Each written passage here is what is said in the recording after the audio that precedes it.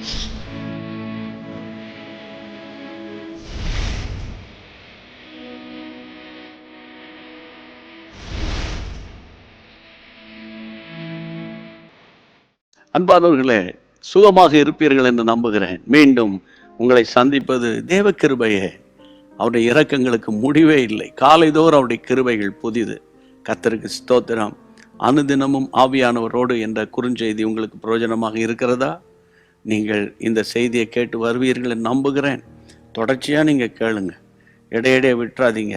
இன்னொன்று, இது காலை 5:30 மணிக்கு தேவ கிருபையினால் ஜெபத்தோடு நாங்கள் அனுப்புகிறோம். அப்போ நீங்கள் காலையிலேயே இந்த சத்தத்தை கேட்கணும். அப்போ தான் அந்த நாளுக்குரிய தீர்க்க தரிசன நடத்துதலின்படி நீங்கள் நடக்க முடியும் என்பது என்னுடைய அன்பான ஆலோசனை. சரி, மற்றவங்களுக்கு ஷேர் பண்ணுறீங்களா, விட்டுட்டிங்களா எனக்கு தெரியல. டெய்லி என்ன ஷேர் பண்ணுறோம் அப்படின்னு போயிட்டீங்களா, அவசரத்தில் மறந்துட்டிங்கன்னா கூட பரவாயில்ல, இன்றைக்கி கட்டாயம் நீங்கள் ஷேர் பண்ணுங்கள். அதே போல் ஹிந்தியில் கேட்குற அன்பு சகோதர சகோதரிகளே, உங்கள் மாநிலத்தில் உங்களோடு இணைந்திருக்கிற உங்கள் சர்ச் மெம்பர்ஸ், உங்களுடைய நண்பர்கள், உறவினர்கள் எந்த தேசத்தில் இருந்தாலும் அவங்களோட நீங்கள் ஏதாவது குரூப்பில் இருப்பீங்களா, வாட்ஸ்அப் குரூப்பில், அவ்வளோ குரூப்புக்குள்ளே இதை அனுப்புங்க.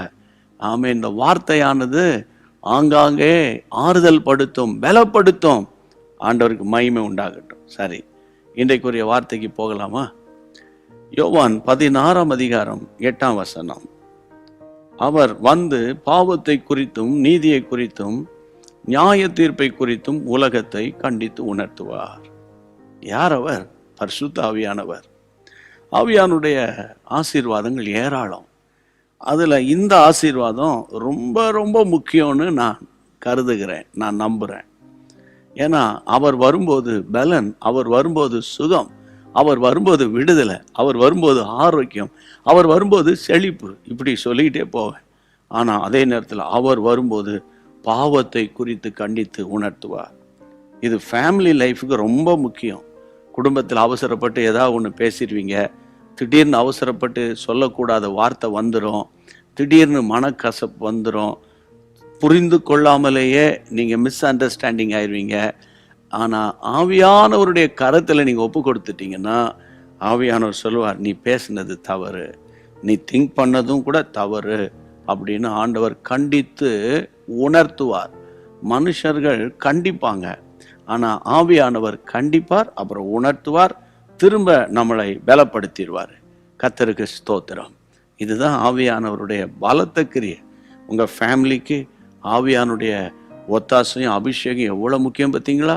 அதனால தேவனுடைய பிள்ளைகளை எல்லாவற்றையும் அவருடைய பாதத்தில் ஒப்பு கொடுத்துருங்க. இனி என்ன, அவரோடு கூட வாழ்வோம், அவருடைய சத்தத்தை கேட்போம், அவருடைய சித்தத்தை செய்வோம், அவருடைய நாமத்தை மகிமைப்படுத்துவோம். அவரோடு கூட பயணிக்கிறதை போல ஒரு இன்பமான அனுபவம் வேறு எங்கேயும் கிடையாது. ஒப்பு கொடுத்து ஜெபம் பண்ணிடலாமா?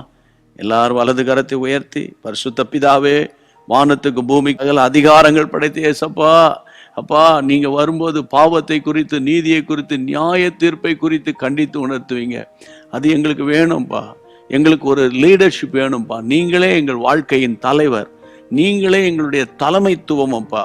அதன் கீழே நாங்கள் நிற்கிறோம். இப்பொழுது என் அன்பு குடும்பங்களோடு, இயேசு சந்திக்கிறார் ஊழிய குடும்பங்களோடு, யூடியூப் குடும்பங்களோடு நாங்கள் இணைந்து நாங்கள் ஜெபிக்கிறேனப்பா.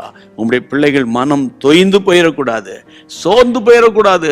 ஆரோக்கியமான வாழ்க்கையை கட்டளையிட்டு உங்களுடைய பிள்ளைகளை சந்தோஷமாய் பரலோகத்துக்கு நேராக வழி நடத்துவீராக. அன்பின் கைகளில் ஒப்பு கொடுக்கிறோம். ஜெபங்களை கேட்ட தேவனுக்கு ஸ்தோத்திரம், ஸ்தோத்திரம், ஸ்தோத்திரம். இயேசுவின் நாமத்தில் பிதாவே, ஆமேன், ஆமேன். பிரியமானவர்களே, இந்த அக்டோபர் 27ஆம் தேதி ஆவியானவர் உங்களோடு கூட பேசியிருக்கிறார். கர்த்தருக்குள்ளே சந்தோஷமா இருங்க. ஒருவருக்காக ஒருவர் ஜெபம் பண்ணுங்க. ஒருவரோடு ஒருவர் இந்த செய்திகளை ஷேர் பண்ணுங்க. வாட்ஸ்அப் குரூப்ல நீங்க இருப்பீங்கல்ல, யார் யாரோடு எந்தெந்த குரூப்ல இருக்கிறீங்களோ அந்தந்த குரூப்புக்கு நீங்க தமிழர்களுக்கு தமிழில் அனுப்புங்க, ஹிந்தி மொழி தெரிஞ்சவங்களுக்கு ஹிந்தியில் அனுப்புங்க. ஆண்டவருடைய ராஜ்யத்தை நம்ம சேர்ந்து கட்டுவோம். God bless you. அன்பான தேவனுடைய பிள்ளைகளே, இச்செய்தி உங்களுக்கு மிகுந்த ஆசீர்வாதமாக இருந்ததென்று நாங்கள் நம்புகிறோம். தொடர்ந்து எங்கள் செய்திகளை கேட்டு கர்த்தருக்குள் ஆசீர்வதிக்கப்பட ஜீசஸ் மீட்ஸ் மினிஸ்ட்ரீஸ் என்கிற எங்கள் யூடியூப் சேனலை சப்ஸ்கிரைப் செய்யுங்கள். மேலும் உங்கள் ஜெப உதவிக்கு எங்களோடு நீங்கள் தொடர்பு கொள்ள வேண்டிய தொலைபேசி எண் 9842252836 மற்றும் 7299546363. Email gpsrobinson@hotmail.com. கர்த்தர் உங்களை ஆசீர்வதிப்பாராக.